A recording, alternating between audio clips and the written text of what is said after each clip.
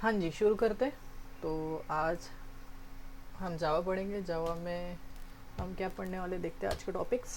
तो आज के टॉपिक कुछ इस तरीके से है। व्हाट इज़ आईडी देखेंगे, देन उसके बाद इंस्टॉलेशन देखेंगे जेडीके का। जावा का जेडीके है उसका इंस्टॉलेशन। देन इक्लिप्स इंस्टॉल करना सीखेंगे। देन इक्लिप्स के अंदर जावा के प्रोजेक्ट कैसे क्रिएट करते हैं वो देखेंगे।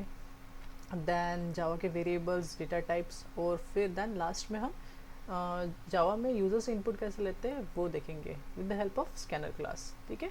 देन आपने ये जो भी पढ़ा है उसके बेस पे मैं आपको क्या दूंगा, लास्ट में असाइनमेंट्स दूंगा। ठीक है, क्योंकि आप जब असाइनमेंट करोगे तभी जाके एक्चुअल में आप जावा सीखोगे। ठीक है। नेक्स्ट, तो पहला टॉपिक क्या है हमारा, आईडी। तो आईडी क्या होता है, ये ID is nothing but a software. ये एक सॉफ्टवेयर है जो कि प्रोग्रामर को, डेवलपर को एक इजीनेस प्रोवाइड करता है। ठीक है। तो जो आईडी है जावा के लिए बहुत सारी है, जैसे इक्लिप्स है, इंटेलिजे है, नेटबीन्स है ना, जे डेवलपर्स है। ये सारी क्या है आईडीज, इतनी ही नहीं है। ओके, इससे बहुत ज़्यादा है, पर मोस्ट ऑफ जो फेवरेट या फिर फेवरेबल बोल सकते तो वो कौन सी है, इक्लिप्स। और आज के हमारे सेशन में भी हम इक्लिप्स इंस्टॉल करना ही सीखेंगे। तो चलो स्टार्ट करते हैं। तो अभी हम जाएंगे इक्लिप्स के लिए।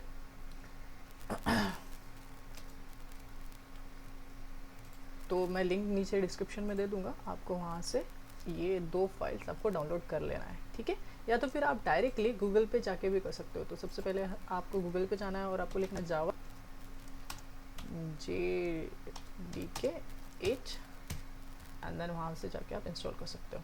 हालांकि आपको इंस्टॉलेशन स्टेप्स बहुत जगह मिल जाएंगे देर में, तो आप यहाँ पे आप इजीली कर सकते हो। सेकंड हमने क्या बोला था कि हम क्या इंस्टॉल करना सीखे, डाउनलोड करेंगे इक्लिप्स।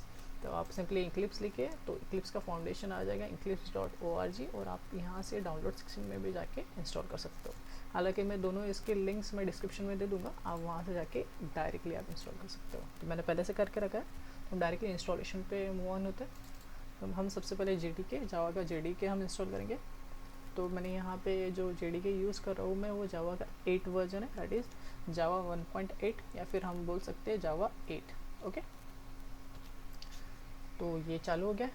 ठीक है, तो यहाँ पे मैं नेक्स्ट करूँगा, देन इसको डिफ़ॉल्ट छोड़ते हुए नेक्स्ट। ज़्यादा कोई डिफ़िकल्ट नहीं है ये इंस्टॉल करना, सिंपली नेक्स्ट नेक्स्ट करना है। ये प्रोसेस होने में थोड़ा टाइम लगेगा, तो थोड़ा वेट करें।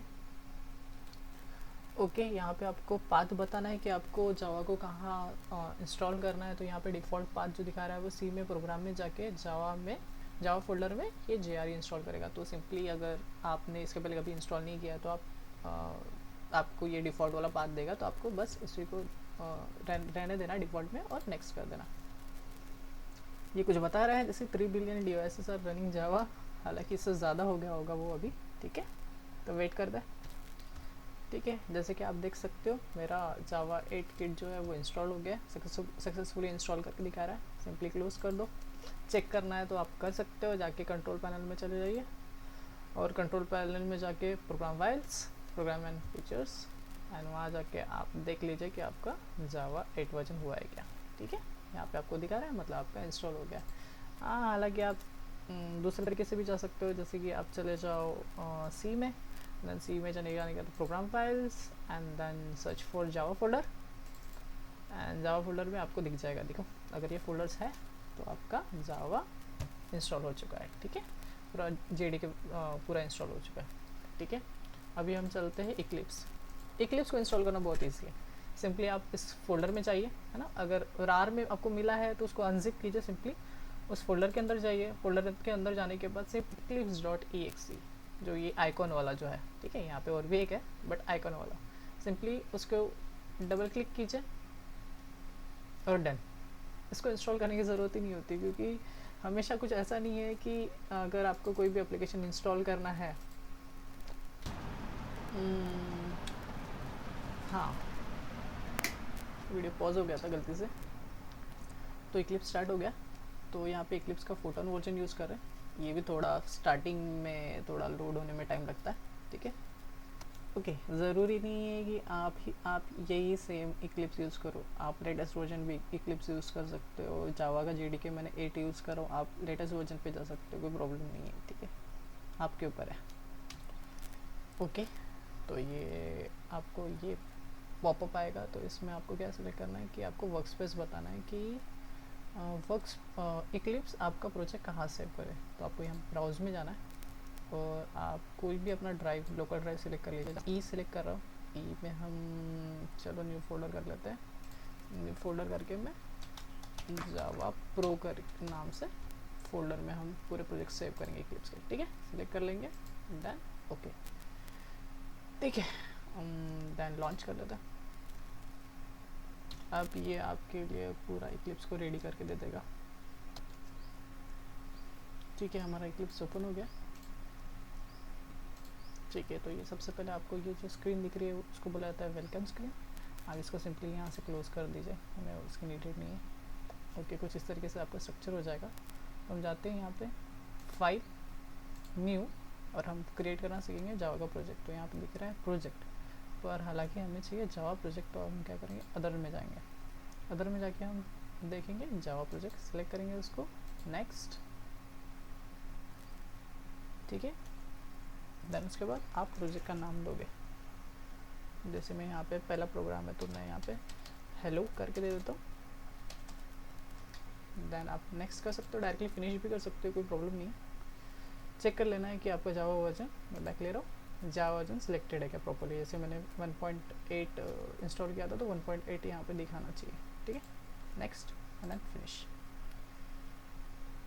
ओके, ठीक है, ऐसे हो गया है। देन मैं इसको थोड़ा छोटा कर लेता हूँ, इसको हटा देते हैं। आउटलाइंस हमें नहीं चाहिए, तो हमें ये भी नहीं चाहिए, हम इसको भी हटा देते हैं। हाँ, सिंपली एक साइड में मैंने प्रोजेक्ट एक्सप्लोरर रखा है और एक साइड में मेरा एडिटर है। ठीक है, तो हम हमारे प्रोजेक्ट को ओपन करते हैं। तो जैसे मैंने प्रोजेक्ट को ओपन किया हेलो, उसके अंदर मेरे को दो फाइल्स दिख रही है। पहले दिख रही है JRE, ओके, ठीक है। जब आप फर्स्ट टाइम ओपन करोगे तो आपको वो वर्क स्पेस पूछेगा, जैसे कि आप यहाँ से आप सेलेक्ट करके आप उसको वर्क स्पेस बता सकते हो। जैसे ये है ना, यहाँ से आप क्या कर सकते हो, उसको वर्क स्पेस बता सकते हो कि कहाँ पे। तो जैसे मैंने सेलेक्ट करके रखा है लोकल डिस्क में, मेरे ई में फोल्डर है जावा प्रो, उसके अंदर मेरे प्रोजेक्ट्स आएंगे। ठीक है, तो हम यहाँ पे सिलेक्टेड रहने देते हैं इस प्रोजेक्ट को एंड देन लॉन्च करते हैं। ठीक है, ये हमारा खुल गया। तो आपका जब फर्स्ट टाइम खुलेगा ना, तो यहाँ पे वेलकम स्क्रीन दिखाएगा। मेरे इसमें इसलिए नहीं दिखा रहा है क्योंकि मैंने इसके पहले वो खोल चुका था। ठीक है, यहाँ पे वेलकम स्क्रीन नहीं है, उसको सिंपली क्लोज कर देंगे और यहाँ पे हम फाइल में जाएंगे, न्यू में जाएंगे और हम करेंगे अदर में जाके, फिर से एक बार दिखा रहा हूँ मैं, फाइल में न्यू में जाके हम क्या करेंगे, अदर में जाके सिलेक्ट करेंगे जावा प्रोजेक्ट। ठीक है, नेक्स्ट। प्रोजेक्ट को हम नाम देंगे, जो भी हमें नाम देना है। तो मेरा माय फर्स्ट दे रहा हूँ मैं प्रोजेक्ट का नाम। ये बाय डिफ़ॉल्ट ये होना चाहिए 1.8, जैसे मैंने जावा का 8 वर्जन इंस्टॉल किया तो मेरा ये सिलेक्टेड होना चाहिए। देन हम सिंपली यहाँ पे कुछ भी चेंजेस नहीं करेंगे, देन हम सिंपली कर देंगे नेक्स्ट, देन हम कर देंगे फिनिश। हम डायरेक्टली भी फिनिश भी कर सकते हैं। ठीक है,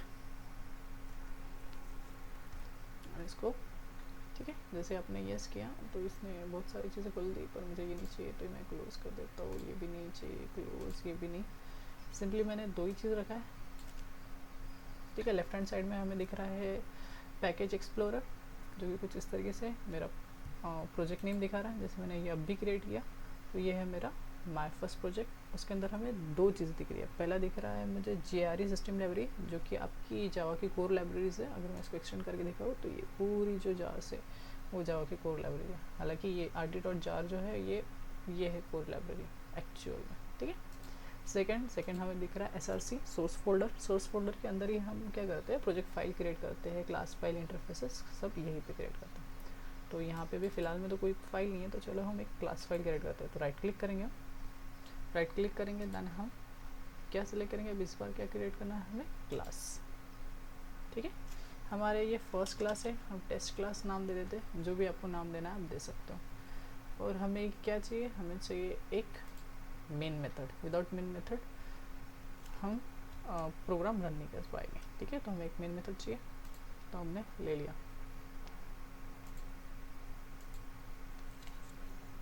ठीक है, तो जैसे हम देख सकते हैं, तो इक्लिप्स ने हमें क्या किया कि प्री रिटन छोटा सा कोड जो हमने उसको बताया था उसने हमें दे दिया। थोड़ा जूम कर लेते हैं। ठीक है, तो उसने मुझे एक क्लास बना के दे दी, जो कि क्लास का नाम हमने दिया था टेस्ट, जो कि एक पब्लिक क्लास है।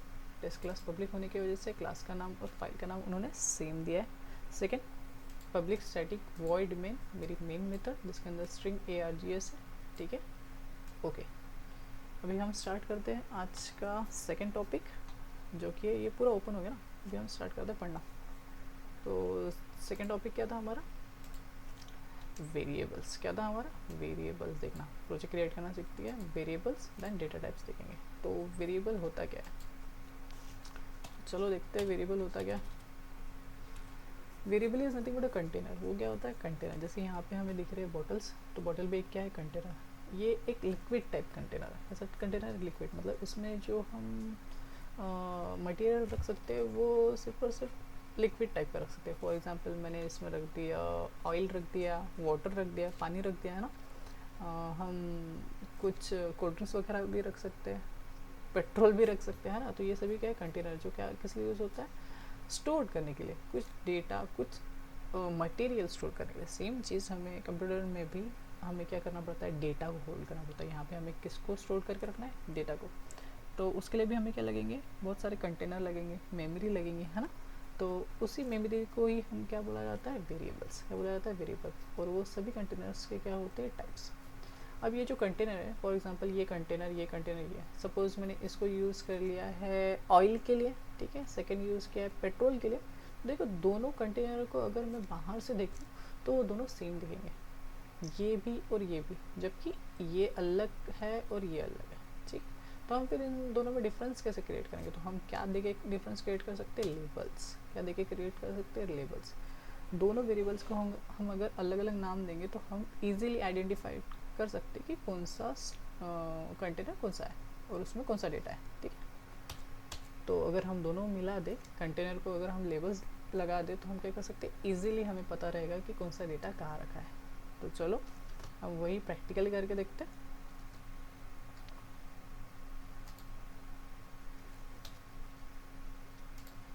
तो फिर उसके बाद हम, जैसे मैंने बताया था, सभी कंटेनर्स के क्या होते हैं? टाइप्स होते हैं, ठीक है। तो डेटा टाइप्स थोड़ा समझ लेते हैं, देन फिर प्रैक्टिकल पे जम करेंगे। तो डेटा टाइप्स, तो जावा में बेसिकली डेटा टाइप दो टाइप के होते हैं, primitive data types and non primitive data type. तो प्रिमिटिव डेटा टाइप क्या है? जैसे built in data type. Primitive data type मतलब बिल्ट इन डेटा, जैसे प्री डिफाइंड, पहले से जो बने बनाए हैं उन लोगों ने, तो वो डेटा टाइप्स को हम क्या बोलेंगे? Primitive data type. सेकंड है non primitive data type. Second क्या है? नॉन प्रिमिटिव, जैसे कि स्ट्रिंग हो गया, एरे हो गया, इंटरफेस हो गया, ये सब क्या किस में आते हैं? नॉन प्रिमिटिव में। तो बिल्ट इन जो डेटा टाइप्स है वो प्रिमिटिव है, और जो स्ट्रिंग क्लासेस जो हम बनाएंगे ना, यूजर डिफाइंड, है ना, तो वो क्या है? Non primitive. प्रिमिटिव में total number of 8 data types आते हैं, जैसे कि देख रहे हो आप, बुलियन डेटा टाइप है, बाइट डेटा टाइप है, कैरेक्टर है, शॉर्ट है, इंट है, लॉन्ग है, फ्लोट है, डबल है, ठीक है। ये सभी टाइप के डेटा टाइप्स होते हैं। तो हम चलो देखते हैं। पहला है बुलियन, दैन सेकेंड है कैरेक्टर। तो बुलियन जो डेटा टाइप है, इसका डिफ़ॉल्ट वैल्यू क्या होता है? फॉल्स। मतलब अगर आप उसमें कोई भी वैल्यू नहीं डालोगे तो उसमें बाय डिफ़ॉल्ट कौन सी वैल्यू आपको मिलेंगी? फॉल्स मिलेंगे। और वो कितना मेमोरी कंज्यूम करता है? 1 बिट की। और उसके बाद सेकंड है कैरेक्टर की बाय डिफ़ॉल्ट वैल्यू, अगर आप कुछ भी कैरेक्टर नहीं डालते हो तो /u 4 टाइम्स 0 आता है, अगर, और वो कितना मेमोरी कंज्यूम करता है? 2 बाइट का। दैन उसके बाद बाइट 0 और वो 1 बाइट की मेमोरी। दैन शॉर्ट 0 2 बाइट की मेमोरी। दैन इंट 0 4 बाइट की मेमोरी। लॉन्ग 0l 8 बाइट की मेमोरी। वैसे ही फ्लोट 0.0 4 बाइट की मेमोरी। डबल 0.0t 8 बाइट की मेमोरी, ठीक है। तो चलो इसका डायरेक्टली हम प्रैक्टिकल देखेंगे। तो यहाँ पे हम सबसे पहले जो बेसिक डेटा टाइप है वो है इंट। ये हमेशा यूज़ होता है। तो मैं एक वेरिएबल बना रहा हूँ, जैसे कि मैंने बना दिया इंट a, है ना। तो हम क्या करते हैं? हम डायरेक्टली इसको प्रिंट करते हैं। तो प्रिंट करने के लिए सिंपली मुझे लिखना पड़ेगा system.out.println। तो हम पूरा ना लिखते हुए आप क्या कर सकते हो कि आप इस आईडी का फीचर यूज़ कर सकते हो। आप सिंपली लिखोगे sysout system.out.println। ये इतना बड़ा लिखने से अच्छा हम क्या लिख सकते हैं? sysout, जो कि प्रिंटिंग स्टेटमेंट है, और उसमें आप डायरेक्टली उस वेरिएबल का नाम पास आउट कर सकते हो।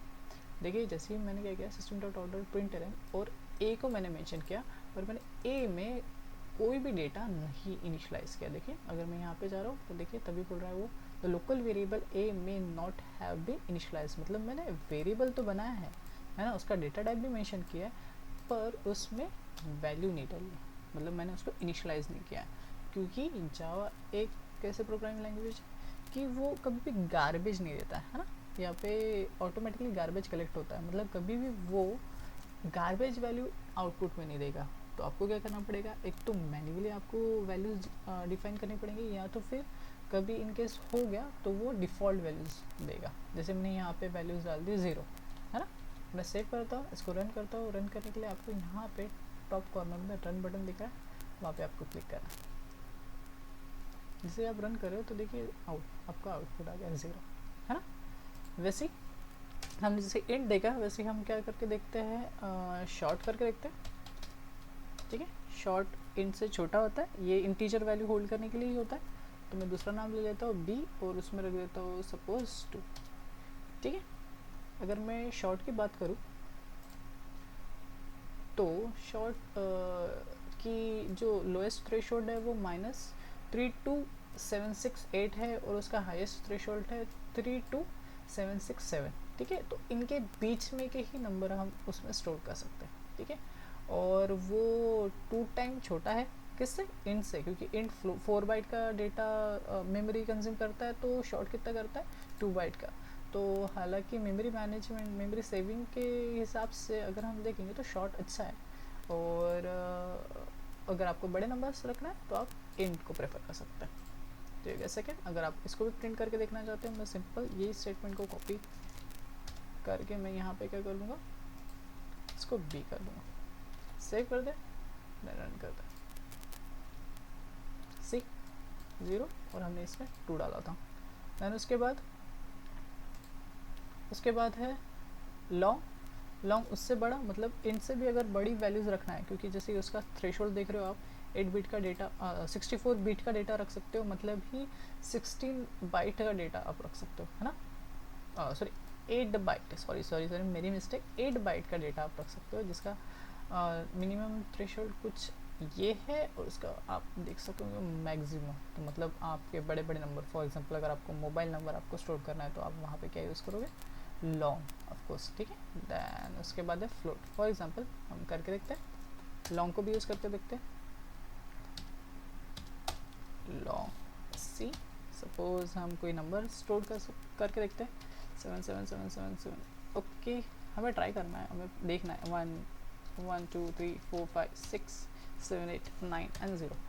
ठीक है, देखिए सी ने होल्ड कर दिया, तो क्या इंट होल्ड नहीं कर सकता क्या, नहीं। फॉर एग्जांपल अगर मैं ट्राई करता हूँ कि मैं इंट टाइप के वेरिएबल में मैं अपना मोबाइल नंबर स्टोर करने की कोशिश करता हूँ 774482222228, तो देखिए यहाँ पे एरर दे रहा, क्योंकि ये जो नंबर है वो 4 बाइट में स्टोर हो ही नहीं सकता, क्योंकि ये जो नंबर है वो उसका जो मैक्सिमम थ्रेशोल्ड है इंटीजर का, उससे भी ज़्यादा जा रहा है ना।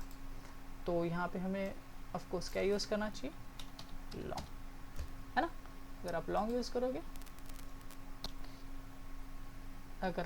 यूज़ करोगे तो ये आपको स्टोर कर सकेंगे। हाँ, बट हमें यहाँ पे क्या मेंशन करना पड़ेगा, एल। उसको कैसे पता चलेगा कि ये नंबर लॉन्ग है, तो आपको लास्ट में मेंशन करना पड़ेगा एल। कैपिटल भी यूज़ कर सकते हो, स्मॉल भी यूज़ कर सकते हो, उससे कोई फ़र्क नहीं पड़ेगा, वो ऑटोमेटिकली उसको पता चल जाएगा कि ये नंबर क्या है, लॉन्ग नंबर है। ठीक है, ओके। उसके बाद नेक्स्ट चलते हैं फ्लोट ना। फ्लोट नंबर्स क्या होता है, फ्लोट नंबर मतलब जहाँ पे हमें डेसिमल पॉइंट आता है, उस नंबर को क्या बोला जाता है, फ्लोट। तो यहाँ पे उस फैमिली में, फ्लोट फैमिली में 2 डेटा टाइप्स है, एक है फ्लोट और एक है डबल। तो फ्लोट और डबल में क्या है, ये सिंगल प्रिसीजन के लिए यूज़ होता है और ये डबल प्रिसीजन के लिए। ठीक है, तो हम देखते हैं, चलो। तो हम कुछ फ्लोट नंबर्स लेके देखते हैं। फ्लोट सपोज CDE लेके देखते हैं। फ्लोटिंग नंबर 12.3, तो ये मेरा क्या हो गया, फ्लोटिंग नंबर हो गया। ठीक है, पर जब आप बाय डिफ़ॉल्ट कोई भी नंबर आप कंसीडर करते हो, मतलब जावा कंसीडर करता है कि ये है डबल, तो जैसे ये हमें तो लग रहा है कि ये फ्लोट नंबर है, पर ये फ्लोट नहीं है, बाय डिफ़ॉल्ट ये नंबर को वो कंसीडर करता है डबल।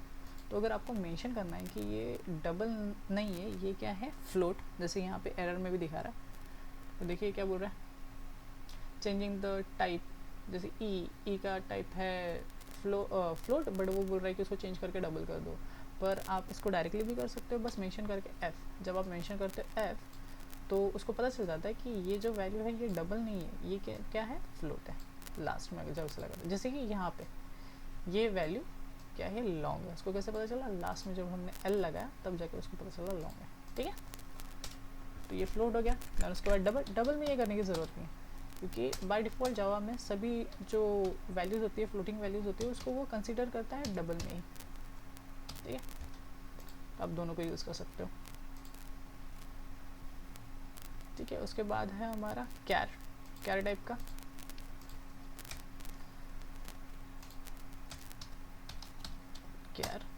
कैर ले लिया, ओके। कैर में क्या रखेगा वो, कैरेक्टर, ऑफ कोर्स कैरेक्टर्स लगेगा। तो आप कोई भी कैरेक्टर अगर आपको रखना है, सिंगल कैरेक्टर, ठीक, कैरेक्टर सिर्फ क्या होता है, सिंगल। अब ऐसे नहीं रख सकते हैं स्पेस जी या फिर आर जी, नहीं, सिंगल कैरेक्टर, कोई भी एक सिंगल कैरेक्टर। तो आर एक कैरेक्टर हो गया, तो क्या मैं वन भी रख सकता हूँ, तो ये वन क्या इंटीजर कहलाएगा या कैरेक्टर। तो जब भी सिंगल कोट्स के अंदर हम जब मेंशन करते हैं तब वो कैरेक्टर कहलाता है, वो आप नंबर डालो या कैरेक्टर डालो, उससे कोई फ़र्क नहीं पड़ता, वो कंसिडर किया जाएगा कैरेक्टर ही। दैन उसके बाद और भी है, देखते हैं।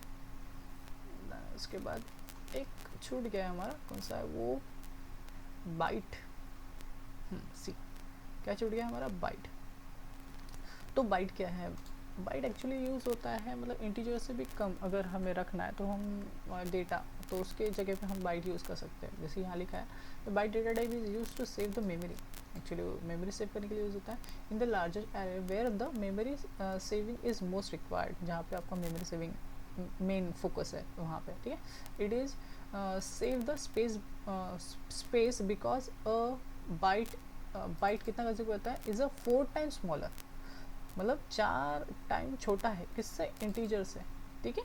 जैसे कि हम यहाँ पे देखे थे कि जो बाइट है वो कितना कंज्यूम करता है, 1 बाइट, जबकि इंटीजर कितना करता है, 4 बाइट, एंड उसका जो शॉर्ट है वो भी कितना करता है, 2 बाइट, पर बाइट कितना करता है, 1।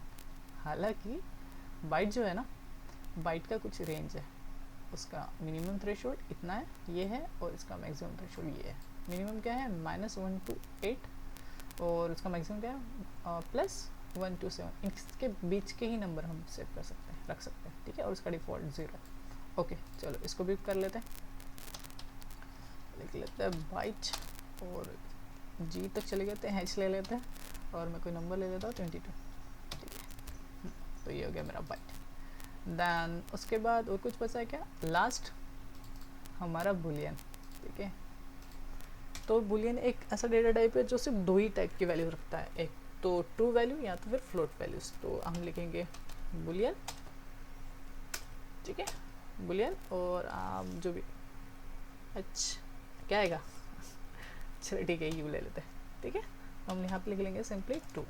तो यहाँ पे 2 प्री डिफाइंड वैल्यूज हमें दी है, ठीक है, ट्रू एंड फॉल्स। ट्रू अगर यू में आप अगर, तो बाय डिफ़ॉल्ट तो फॉल्स होता है, पर आप उसको क्या कर सकते हो, चेंज करके ट्रू भी कर सकते हो। अब हमने जितने भी वेरिएबल्स लिए थे उनको क्या करके देखेंगे, प्रिंट करके भी देख लेते हैं, ठीक है।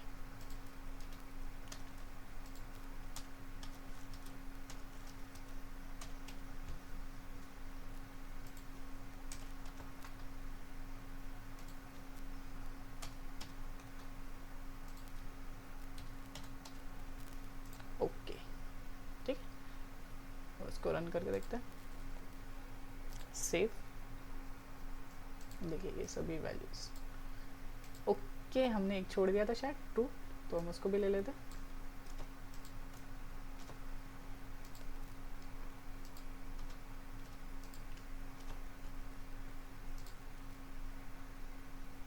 सी,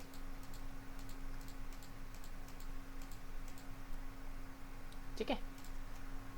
अभी हमने वेरिएबल्स देख लिया, सभी डेटा टाइप्स देख लिए। अभी हम क्या देखेंगे कि यूज़र से वैल्यूज़ लेना है ना, यूज़र के थ्रू वैल्यू लेना और उनको प्रिंट करना, और फिर हम असाइनमेंट की तरफ चलेंगे। ठीक है, तो यूज़र से वैल्यू लेना है, जैसे यहाँ पे इंट a इक्वल्स टू 10 है।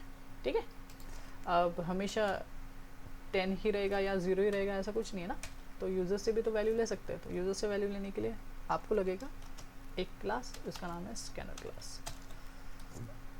तो आप सिंपली लिखोगे SCAN, पूरा नहीं लिखना है। अगर आप पूरा लिख दोगे ना तो आपको क्या करना पड़ेगा, मैन्युअली, जैसे मैंने पूरा लिख दिया स्कैनर, मैंने SC लिखा, ठीक है, उसने ऑटोमेटिकली इंपोर्ट ले लिया।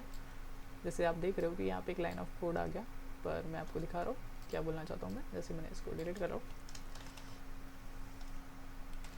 स्कैनर, ठीक है, मैंने स्कैनर लिख दिया, मैंने SC लिख दिया, इक्वल्स टू न्यू। हम देखेंगे ये सब क्या है, न्यू वगैरह, स्कैनर। तो देखिए यहाँ पे उसको समझ नहीं आ रहा कि ये स्कैनर है क्या। अगर मैं इसके ऊपर पॉइंटर लेके जाता हूँ, माउस पॉइंटर, तो वहाँ पे बोल रहा है कि scanner can not be resolve to a type. उसको पता नहीं चल रहा कि ये क्या है, पर वो कुछ दे रहा है, क्विक फिक्स। तो सबसे पहले वो बोल रहा है इंपोर्ट कर सकते हो, तो आप यहाँ से इंपोर्ट कर सकते हो। और इसको एक शॉर्टकट तरीका है कि आप क्या करो, आपके IDE की हेल्प लो। तो आप कैसे करोगे, सिंपली आप SCA शॉर्ट लिखो, थोड़ा सा आधा ही लिखो, और फिर आप कंट्रोल स्पेस करो, स्पेस स्पेस, हाँ, देन उसका सिलेक्ट करो scanner class and hit inter. जैसे आप हिट इंटर करोगे तो ऑटोमेटिकली वो क्या कर देगा, आपके लिए वो इंपोर्ट करके दे देगा। ठीक है, उसके बाद स्पेस देके जो भी नाम देना है आप दे सकते हो, देन न्यू, देन स्कैनर, जो भी कंस्ट्रक्टर है स्कैनर क्लास का। और स्कैनर क्लास का जो कंस्ट्रक्टर होता है ना, वो कुछ आर्ग्यूमेंट्स लेता है। जैसे हमने फंक्शन चैप्टर देखा था, तो उसमें कैसे आर्ग्यूमेंट लेता है, तो वैसे ही ये एक कंस्ट्रक्टर है स्कैनर क्लास का, जो कि कुछ आर्ग्यूमेंट लेता है। तो वो क्या लेता है, वो सिस्टम जो क्लास है ना, उसका ऑब्जेक्ट लेता है, इन ऑब्जेक्ट को लेता है। ठीक है, मतलब हमें सिस्टम से इनपुट लेना ना। ओके, सॉरी मेरी मिस्टेक, सिस्टम से क्या लेना है, इनपुट लेना है, इसलिए। ओके, उसके बाद अभी थोड़ी देर के लिए इसको भूल जाइए, क्योंकि ये वही एरर दे रहा है कि यार आपने लोकल वेरिएबल तो बनाया है पर उसको इनिशियलाइज़ नहीं किया, तो उसको प्लीज़ इनिशियलाइज़ कर दीजिए। तो हाँ, यही उसी का हम चलो, ठीक है। तो जो स्कैनर क्लास हमने यूज़ कर रहे हैं ना, ये स्कैनर क्लास का काम क्या है, स्कैनर क्लास का काम है कि यूज़र से इनपुट लेने के लिए वो हेल्प करता है। ठीक है, इसके अंदर क्या है, बहुत सारी मेथड। तो एक्चुअल में क्लासेस हम बनाते क्यों है, क्योंकि उसके अंदर क्या होती है, बहुत सारी मेथड होती है। तो ये मेथड अभी तो प्री डिफाइंड क्लास है, तो मतलब प्री डिफाइंड मेथड्स है। तो स्कैनर क्लास के अंदर बहुत सारी प्री डिफाइंड मेथड है, उसी के लिए हमने उस क्लास का क्या बनाया, ऑब्जेक्ट बनाया, CS। ठीक है, तो हम देखते हैं उसके अंदर कौन सी क्लासेस, कौन सी मेथड्स हैं। अगर आपको उसके अंदर के मेथड्स देखना है तो आप सिंपली SC उसका ऑब्जेक्ट को यूज़ करो। और आप अगर डायरेक्टली इसे डॉट किया, मैंने तो कंट्रोल स्पेस भी नहीं किया, तो ऑटोमेटिकली उसने क्या कर दिया, मुझे दिखाना चालू कर दिया कि उसके अंदर कितनी सारी मेथड्स है। तो देखिए, जिसके भी पीछे आपको स्कैनर दिख रहा है ना, ये सभी स्कैनर क्लास की मेथड्स है। ठीक है, सभी स्कैनर क्लास के। तो अभी फ़िलहाल तो हमें सभी मेथड्स को यूज़ नहीं करना है। तो हम कौन सी मेथड एक्चुअल में यूज़ करेंगे, हमें अभी यूज़र से इंटीजर वैल्यू इनपुट लेना है। तो मैं यहाँ पे कर रहा हूँ नेक्स्ट इंट। देखिए, जैसे मैंने नेक्स्ट किया तो नेक्स्ट इंट। तो मोस्ट ऑफ जो हम, अगर मैं बात करूँ स्कैनर क्लास में, तो नेक्स्ट करके ही स्टार्ट होती है मेथड्स। ठीक, तो आपके ऊपर है कि आप कौन सा टाइप का यूज़र से इनपुट ले रहे हो। अगर आप इंटीजर ले रहे हो तो आप नेक्स्ट इंट करोगे, अगर फ्लोट ले रहे हो तो नेक्स्ट फ्लोट, गुड, कैरेक्टर ले रहे हो तो नेक्स्ट कैर, है ना। तो वैसे बहुत सारी मेथड्स है। तो हम क्या कर लेते हैं, ए जो ये मेथड है ना, जो क्या है, नेक्स्ट इंट। अगर मैं इसके ऊपर क्लिक करूँ, हवर करूँ माउस को, तो आपको दिख रहा है यहाँ पे उसका एक्सप्लेनेशन आ गया। तो वो एक पब्लिक मेथड है जिसका रिटर्न टाइप का इंटीजर, वो रिटर्न करेगी इंटीजर टाइप में। ठीक है, तो हमें क्या करना पड़ेगा, जो भी यूज़र डालेगा वो वैल्यूज़ को क्या करेगा, रिटर्न करेगा। तो रिटर्न करेगा तो हमें याद है कि जब भी वैल्यूज़ रिटर्न होती है तो उसको क्या किया जाता है, होल्ड। तो हम क्या करेंगे, जो भी यूज़र वैल्यू डालेगा वो रिटर्न करके किस में होल्ड हो जाएगी, ए में। और फिर हम उस ए को क्या कर देंगे, प्रिंट। ठीक है, सिंपल। रन करके देखते हैं, देखिए कुछ आउटपुट आया क्या, नहीं, एक्चुअली चालू हो गया है, पर वो हमारे रन कंडीशन में इसलिए नहीं आया क्योंकि हमने उस वहाँ पे कोई स्टेटमेंट नहीं लिखा, इसलिए वो ऑटोमेटिकली नहीं आया। मुझे जाके ओपन करना पड़ा मेरे कंसोल को। ठीक, तो ये ऐसा क्यों हुआ, क्योंकि हमने क्या किया, यूज़र से जब भी इनपुट लेना है ना, तो उसको लेबल दिखाना है, कुछ तो दिखाना पड़ेगा ना, जिसके थ्रू उसको पता चले कि यहाँ पे क्या करना है, कुछ इनपुट्स देने हैं। तो यहाँ पे मैं यहाँ पे यूज़ कर रहा हूँ सिस आउट फिर से एक बार, और यहाँ पे मैं लिख दूंगा इंटर योर लकी नंबर। ठीक है, फिर से रन करता है इस बार, इस बार देखिए वो ऑटोमेटिकली कंसोल विंडो ओपन हो के आया है और आपको पूछ रहा है इंटर योर लकी नंबर, तो -22। ठीक है, जैसे मैंने यूज़र ने इनपुट डाला वो उसने यूज़ कर लिया। बाद में आपको पता ही है, अगर आप यूज़र से इनपुट लेना सीख गए तो आप क्या कर सकते हो, सभी टाइप के। तो यहाँ पे आपका आज का टास्क क्या है, आपको क्या करना है कि यहाँ पे कितनी कितनी मेथड्स है, डिफरेंट मेथड है। जैसे मैंने पूरे डेटा टाइप्स बताया ना, तो वही डेटा टाइप को आपको यूज़र्स से लेना है। वो सभी डेटा टाइप के लिए जो इनपुट है वो किसके थ्रू लेना है, यूज़र्स के थ्रू लेना है। ठीक है, और उसको नीचे में प्रिंट कराना है। जैसे मैंने एक बताया और एक बता देता हूँ, चलो फ्लोट के लिए। अगर हमें फ्लोट वैल्यूज़ लेना है तो हमें सबसे पहले क्या लगेगा, फ्लोट वेरिएबल लगेगा। तो मैंने यहाँ पे ले लिया, सपोज बी ले लिया। ठीक है, अब बी के लिए भी यूज़र से वैल्यू लेना है, तो मैं यहाँ पे कॉपी कर दिया ये दो स्टेटमेंट। कौन सा, पहला तो इंटर वाला, your lucky number, inter your lucky floating number. ठीक है, फ्लोटिंग नंबर मांगते हैं यूज़र से। तो यहाँ पे इस टाइम वेरिएबल क्या आ जाएगा, बी, और यहाँ पे ये चेंज होके क्या हो जाएगा, फ्लोट। ठीक है, सिंपल। तो आपको समझ में आ गया कि हमें सिर्फ क्या चेंज करना है, यहाँ पे मेथड चेंज होंगे, क्योंकि देखिए ये मेथड किस टाइप में रिटर्न करती है, फ्लोट टाइप में, है ना। उसका रिटर्निंग टाइप क्या है, फ्लोट, और हमने वेरिएबल भी क्या लिखा है, फ्लोट वाला। कॉपी करते हैं और इसको पेस्ट करते हैं और यहाँ पे सिंपली लिख देंगे बी को प्रिंट कराएंगे। चलो देखते हैं। तो मेरा इंटीजर का है 22 ऐसे, एंड 3.2 सी 22 सही है। हाँ, अगर मैंने गलत डाल दिया, पहले मैं जैसे इंटीजर मांग रहा था और सेकंड में फ्लोट मांग रहा था, पर मैंने गलती से क्या कर दिया, फर्स्ट में इंटीजर। तो बेसिक एकदम सिली क्वेश्चन है, बट स्टिल हम वो भी देख लेंगे। तो क्या आएगा, एरर आएगा। चलो देखते हैं कौन सा एरर आएगा। देखो यहाँ पे एक्सेप्शन क्रिएट हो गया, एरर इज वर्ड एक्सेप्शन, कोई एक्सेप्शन आया। चलो देखते हैं। थ्रेड मेन क्या बोल रहा है, इनपुट मिसमैच एक्सेप्शन। ऑफकोर्स बात है, उसको चाहिए था इंटीजर, हमने डाल दिया फ्लोट। ओके, तो हमें ध्यान रखना है कि यूज़र वही इनपुट डाले। हम हालांकि लास्ट में हम देखेंगे, जब एक्सेप्शन चैप्टर आएगा तो हम इसको हैंडल करना भी सीखेंगे कि ऐसे एरर्स को हम कैसे हैंडल कर सके, क्योंकि इस टाइप का जो ये है ना, इससे क्या होता है, प्रोग्राम रुक जाता है ना। हम देखेंगे लास्ट में। ओके ठीक है, तो आज रिवाइज कर लेते हैं। वैसे एक बार हमने इक्लिप्स इंस्टॉल करना सीखे, जावा इंस्टॉल करना सीखे, देन उसके बाद वेरिएबल्स देखे, वेरिएबल्स के बाद डेटा टाइप्स देखे, पूरे डेटा टाइप्स देखे, देन यूज़र से इनपुट करना सीखे। यूज़र से इनपुट करने के लिए हमने स्कैनर क्लास बनाया, स्कैनर क्लास बना के उसका ऑब्जेक्ट बनाया, इक्वल्स टू करके न्यू करके स्कैनर क्लास बनाया, उसके आर्गुमेंट में सिस्टम डॉट इन किया।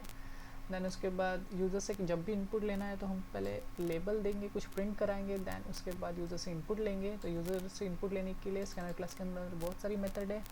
Bye use of scanner class object, जो भी ऑब्जेक्ट आपने बनाया उसके यूज़ से आप मेथड को कॉल करोगे, और आपको जिस टाइप से इनपुट चाहिए वो वाली मेथड को कॉल करोगे। ठीक है, वो सारी मेथड्स क्या करती है, डेटा देती है, तो हम क्या करेंगे, उसको सेव करेंगे, होल्ड करेंगे, और फिर उसको फर्दर यूज़ कर सकते हैं। तो ये सारा कुछ था। तो भी बात आती है असाइनमेंट की। एक असाइनमेंट तो मैंने ऐसे ही ओरली दे दिया कि क्या करना है, यूज़र से सभी टाइप के जितने भी डेटा टाइप है उनका डेटा टाइप्स के लिए इनपुट लेना है यूज़र से, और उसको प्रिंट करके दिखाना है। ठीक है, हाँ, और एक दिखा देता हूँ। जैसे स्ट्रिंग इनपुट लेना है तो आप स्ट्रिंग करके भी एक डेटा टाइप है। ठीक है, एक्चुअली ये डेटा टाइप नहीं है, ये क्लास है। तो जैसे मैं ले लेता हूँ स्ट्रिंग नेम, और मैंने यहाँ पे टर्मिनेट कर दिया, और हम यूज़र से क्या कर लेंगे, इसको हटा रहा हूँ मैं थोड़ी देर के लिए, इंटर योर नेम ले लेते हैं। ठीक है, वेरिएबल का नाम भी नेम रखा और यूज़र से नेम देते हैं। तो सिंपली मैं यहाँ पे ले लेता हूँ sc डॉट, तो यहाँ पे मेथड है नेक्स्ट या फिर नेक्स्ट लाइन, दोनों में से आप यूज़ कर सकते हो। ठीक है, तो यहाँ पे मैंने नेम ले लिया नेक्स्ट, एंड मैंने कर दिया नेम। सेव कर देता हूँ और रन करके देखते हैं। सी पूछ रहा है, सी। ठीक है, मैंने मेरा नाम डाला और वो नाम उसने प्रिंट कर दिया, चंद्रकांत। ठीक है, तो ये हो गया स्ट्रिंग। नहीं तो ऐसा नहीं होना चाहिए यार, स्ट्रिंग नहीं बताया था। ठीक है, तो मैंने स्ट्रिंग भी बता दिया।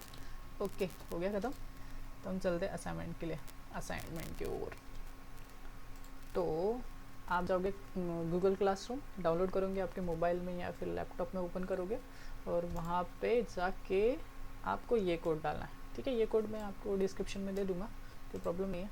ठीक है, ये वाला कोड आपको डालना है। तो आप क्या करोगे, डायरेक्टली आप इस क्लास में ज्वाइनिंग हो जाओगे। ठीक है, तो यहाँ पे आपको ये पता है क्लासरूम में आपके असाइनमेंट्स, जैसे कि डे 2 था तो डे 2 के वेरिएबल एंड इनपुट्स के ऊपर कुछ असाइनमेंट्स है।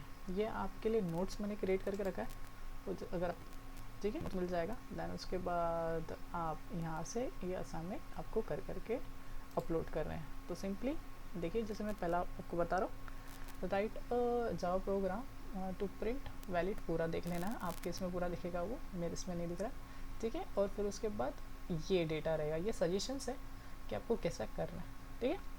देन उसके बाद सेकंड में देखते हैं, जैसे write C program to convert temperature, वही होगा फ़ारेनहाइट से सेल्सियस या फिर सेल्सियस से फ़ारेनहाइट, ऐसा कुछ होगा, तो इनपुट।